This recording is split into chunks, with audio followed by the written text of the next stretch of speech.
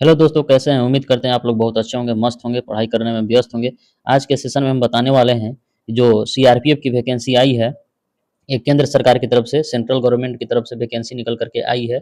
CRPF tradesman की vacancy है और कितना पोस्ट है और क्या इसका क्राइटेरिया, उसके बारे में सब कुछ हम लोग बात करेंगे।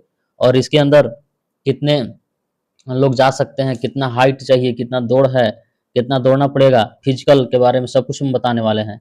अगर आप इस वीडियो पर नए हैं, हमारे चैनल पर नए हैं, तो वीडियो को लाइक कर दीजिएगा और चैनल को सब्सक्राइब कर दीजिएगा, ताकि आपके पास हर नोटिफिकेशन चला जाए, हर वीडियो आप तक पहुंच जाए। हम ये सब वीडियो लेकर के आते रहते हैं, सबसे पहले अपडेट देते हैं वैकेंसी के बारे में, कौन वैकेंसी कब आया है। और चलिए आज के सेशन में देखते हैं हम लोग। पहला देखिए, महानिदेशालय केंद्रीय रिजर्व पुलिस बल, मतलब सीआरपीएफ, सेंट्रल पुलिस, ठीक है। इसके बारे में चलिए बात करते हैं विस्तार पूर्वक, डायरेक्ट सीधे मुद्दा पर बात करते हैं। इसका देखिए आवेदन शुरू कब से होगा। आवेदन शुरू इतना से है, देख लीजिए। ऑनलाइन आवेदन शुरू होने की तिथि 20/4/2026 से ऑनलाइन होगा और लास्ट है डेट 19/5/2026। करेक्ट, एक महीना का समय दिया गया है, ठीक है। चलते हैं आगे, बात करते हैं आगे क्या है। ये सब जो चीज़ ज़रूरत है वो चीज़ हम आप लोग को बता देंगे, ठीक ना। किस राज्य के भर सकते हैं ये चीज़ भी बता देते हैं। देखिए यहाँ पे लिखा हुआ है, केंद्रीय रिजर्व पुलिस बल में सिपाही, तकनीकी एवं ट्रेडमैन तथा पायनियर की रिक्तियों को भरने के लिए गृह मंत्रालय द्वारा तैयार की गई भर्ती योजना। नियमों के अनुसार केंद्रीय रिजर्व पुलिस बल पुरुष और महिला अभ्यर्थी जो सामान्य रूप से अपने संबंधित राज्यों, संघ राज्यों, क्षेत्रों के निवासी हैं, उनके लिए निर्धारित रिक्तियों पर भारतीय नागरिक की भर्ती के लिए एक खुली प्रतियोगिता परीक्षा आयोजित करेगा। मतलब संघ राज्य, जैसे कि क्या बोलते हैं उसको, यूनियन टेरेटरी, ठीक ना, केंद्र शासित प्रदेश, उसी को बोलते हैं, ठीक ना। चलिए देखते हैं दूसरा में क्या कहा गया है। इस भर्ती प्रक्रिया में शारीरिक दक्षता पीटी, शारीरिक मापतौल पीएसटी, कंप्यूटर आधारित टेस्ट, मतलब कंप्यूटर आधारित सीबीटी के मोड में होगा, ठीक ना। उसी के बारे में दिया गया है। और दस्तावेज सत्यापन, मतलब आपका ये चीज होगा, डॉक्यूमेंट वेरिफिकेशन, मेडिकल, इस तरह का होगा, ठीक ना। चलते हैं, आवेदन केवल ऑनलाइन स्वीकार किए जाएंगे, ऑफलाइन का कोई व्यवस्था इसमें नहीं है। चलिए इतना तो आप लोग समझ ही रहे होंगे क्या क्या होता है सीआरपीएफ में, ठीक है ना। आगे चलते हैं, आगे हम लोग देखते हैं। और एडमिट कार्ड आपको डाक द्वारा नहीं भेजा जाएगा, यहाँ जबकि लिख भी दिया है, देखिए, एक डाक द्वारा नहीं मिलेगा आपको, ठीक ना। इस साइट पर आपको मिल जाएगा, सरकारी रिजल्ट पे भी आपको एडमिट कार्ड मिल जाएगा। और कहा बोला है, प्रत्येक स्टेज में अभ्यर्थियों को परीक्षा के प्रत्येक स्टेज में, मतलब सभी में, दौड़ हो, एग्जाम हो, सभी में प्रवेश पत्र की 2 रंगीन प्रिंट कॉपी साथ लानी होगी। जैसे कि एडमिट कार्ड आएगा ना, उसका आपको कराना है, एडमिट कार्ड को जीरोक्स कराना है, जबकि 2 गो जीरोक्स होना चाहिए, एगो जबकि वहीं रख लेगा, एगो आपको दे देगा, ठीक ना। इसका सैलरी है, देखिए, पे लेवल 3 है, 21,700 से 69,100, इसके बारे में बता दे रहे हैं। इसके अलावे आपको अलावेंस मिलेगा, ठीक ना।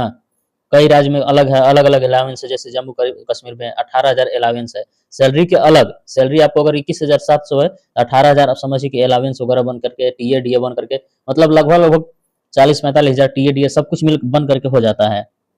चलिए आगे चलते हैं, आगे कितना सीट है उसके बारे में बताते हैं। देखिए इसके बारे में यहाँ पे,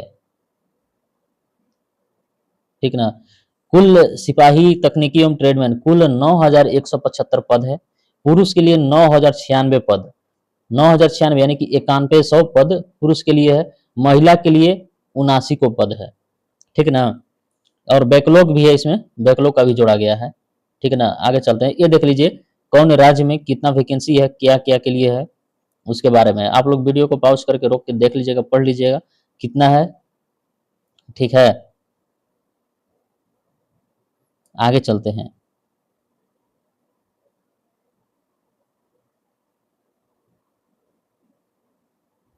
देखिए यहाँ बता भी दिया है बैकलॉग के बारे में। अब देखिए ये अलग अलग है, ठीक है, इसको आप लोग देख लीजिएगा, ये पढ़ देते हैं, इसके बारे में बता दे रहे हैं। जैसा कि सिपाही, तकनीकी एवं ट्रेडमैन के पदों की रिक्तियां राज्य केंद्र शासित प्रदेश के अनुसार निर्धारित की गई है। अभ्यर्थियों को ऑनलाइन आवेदन पत्र में दर्शाए गए राज्य केंद्र शासित प्रदेश का अधिवास अस्थायी निवासी प्रमाण पत्र दस्तावेज के सत्यापन के समय, मतलब आपका स्थानीय प्रमाण पत्र लगेगा, ठीक है। कब? डॉक्यूमेंट वेरिफिकेशन के समय ये आपका स्थानीय प्रमाण पत्र जरूर लगेगा, इस चीज को ध्यान रखिएगा। और एक चीज बता दे रहे हैं कि कोई भी चीज फर्जी डॉक्यूमेंट नहीं होना चाहिए, आपका ओरिजिनल डॉक्यूमेंट होना चाहिए, जिससे आपको कोई डर नहीं है। यहाँ सेंट्रल गवर्नमेंट का ये एग्जाम है, आप अगर फर्जीवाड़ा करते हैं तो धरा जाने पर जेल भी हो सकता है, इसलिए बच के, फर्जी से बच के रहना है। अयोग्य कौन हो सकता है? देख लीजिए, अयोग्यता, अयोग्य क्या क्या है? कोई भी अभ्यर्थी पात्र नहीं होगा, अयोग्य अयोग्य गिनाया जा रहा है इसमें। जिसने ऐसे व्यक्ति से जिसका पति या जिसकी पत्नी जीवित है विवाह किया है, विवाह की संविदा की है, अथवा जिसने अपनी पति या पत्नी के जीवित रहते हुए किसी अन्य व्यक्ति के साथ विवाह किया है या विवाह का अनुबंध किया हो, ऐसे व्यक्ति अयोग्य माने जाएंगे पहले ही। और तो ये लोग फॉर्म भरे ही नहीं, वही अच्छा है। देखिए आपका उम्र कितना होना चाहिए? सिपाही चालक के लिए उम्र दिया गया है, ठीक है। सिपाही चालक के लिए उम्र होना चाहिए 21 से 27 वर्ष का, मतलब एक तारीख 1 जनवरी 2026 को, मतलब 1 जनवरी 2026 से लेकर के 2026 का पहले का नहीं होना चाहिए, बाद का नहीं होना चाहिए, और 2 जनवरी 1999 से पहले का नहीं होना चाहिए, मतलब कुल मिला के 21 से 27 वर्ष के बीच में होना चाहिए, ठीक ना। और बाकी ये देखिए दूसरा में दिया है ऑप्शन में, इसके बारे में बोला गया है कि 18 से 23 वर्ष की उम्र होनी चाहिए, मतलब 1 जनवरी 2026 के बाद का नहीं होना चाहिए और 2 जनवरी 2003 से पहले का नहीं होना चाहिए, ठीक ना। अब चलते हैं, छूट दिया गया है, देखिए छूट के बारे में बता दें।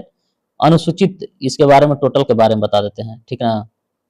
अनुसूचित जाति, अनुसूचित जनजाति, इसके लिए 5 वर्ष की उम्र छूट में दिया गया है, ठीक है। और अन्य पिछड़ा वर्ग के लिए 3 वर्ष की, और भूतपूर्व सैनिक के लिए गणना की तिथि को वास्तविक आयु से प्रदान की गई सैन्य सेवा को घटाने के बाद 3 वर्ष की छुट्टी दी गई है। और 1984 के दंगों में मारे गए पीड़ित के बच्चों और आश्रित अनारक्षित 5 वर्ष का छूट दिया गया है।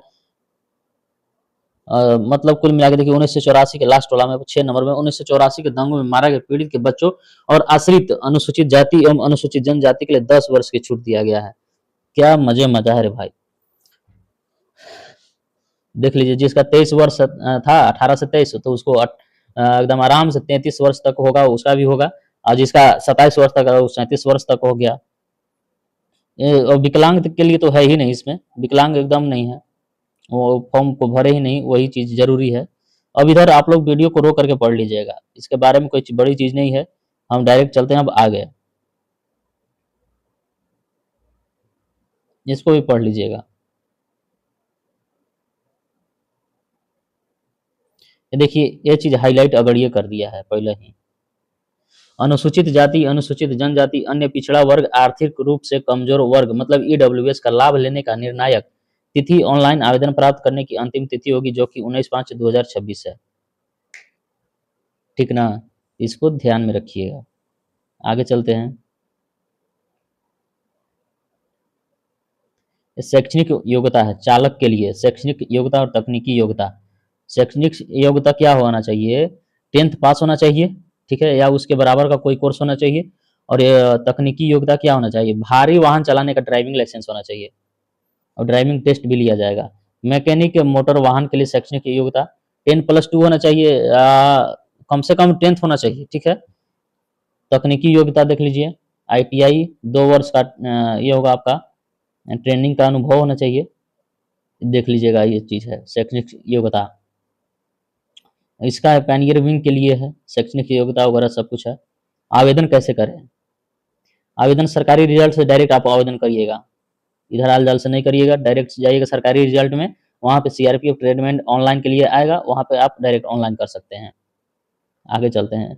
शुल्क फीस कितना है? तो 100 रुपया, ये सबके लिए है।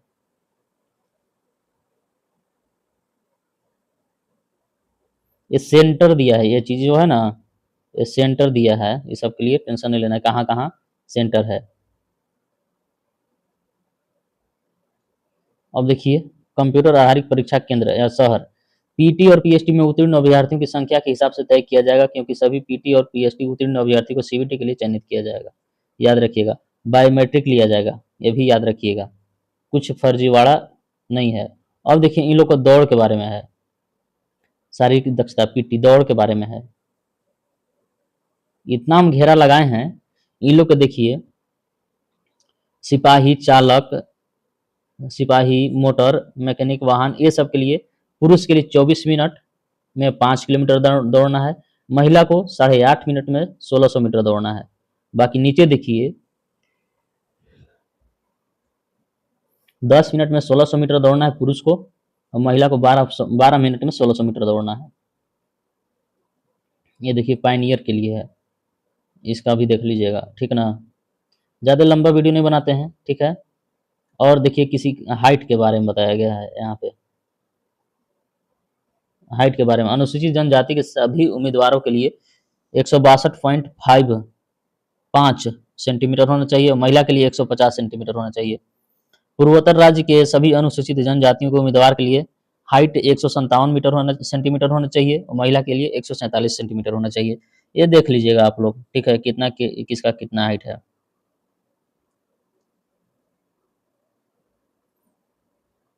सीना के लिए है, सीना 5 सेंटीमीटर आपका फूलना चाहिए, उसके बारे में बताया गया है।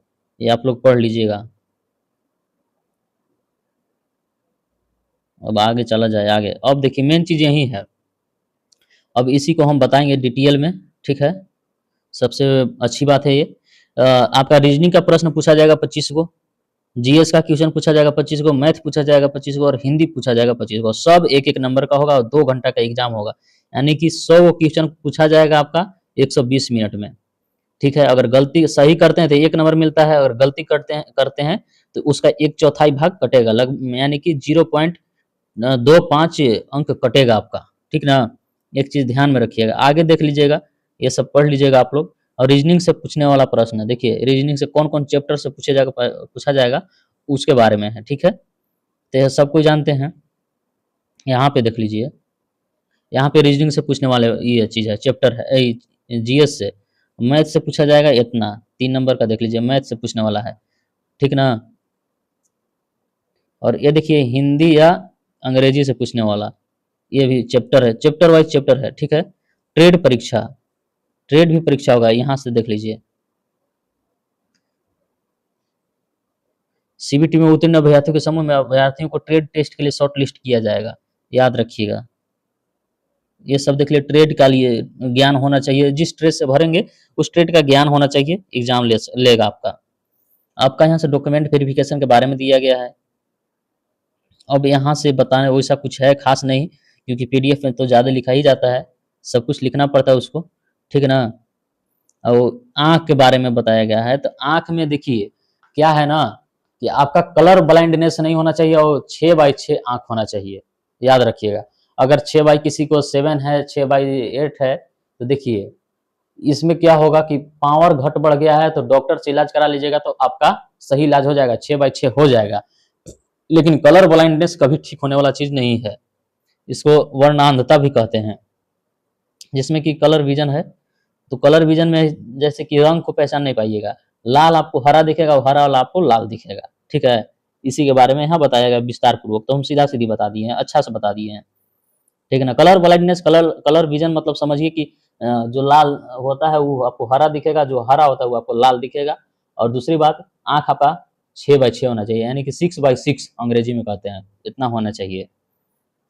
अगर हल्का फुल्का इधर उधर हो तो आप इलाज करवा लीजिएगा डॉक्टर से। जबकि डॉक्टर के बारे में बता दे रहे हैं, पटना में राजेंद्र नगर में एगो आंख का सरकारी हॉस्पिटल है, बहुत अच्छा है, ठीक है, बहुत अच्छा हॉस्पिटल है, वहाँ हमने भी इलाज कराया है, ठीक है, बहुत अच्छा है, वहाँ फ्री में इलाज होता है और सब कुछ अच्छा से बताया जाता है। चलिए ठीक है, नेक्स्ट वीडियो में मिलते हैं हम लोग। आप लोग ये देख लीजिए, लेकिन ये देख लीजिए, ठीक है, पूरी तरह से देख लीजिएगा। ये आपको सरकारी रिजल्ट पर मिल जाएगा, वहाँ पे देखिएगा वेबसाइट है, क्रोम ब्राउजर खोलिएगा, वहाँ पे सरकारी रिजल्ट खोलिएगा, और आपको जो फर्स्ट बार आए उसी को ओपन करिएगा, और देखिएगा वैकेंसी, न्यू वैकेंसी करके लेटेस्ट वैकेंसी देगा, उसमें जाइएगा तो सीआरपीएफ ट्रेडमैन खुलेगा, नीचे जाइएगा वहाँ पे आपको पीडीएफ मिल जाएगा, ठीक है। ठीक है, सभी को जय हिंद, और चैनल को सब्सक्राइब जरूर करिएगा, ताकि अगले बार आपको फिर से वीडियो, फिर से वैकेंसी का अपडेट तुरंत मिल जाए। सभी को राम राम।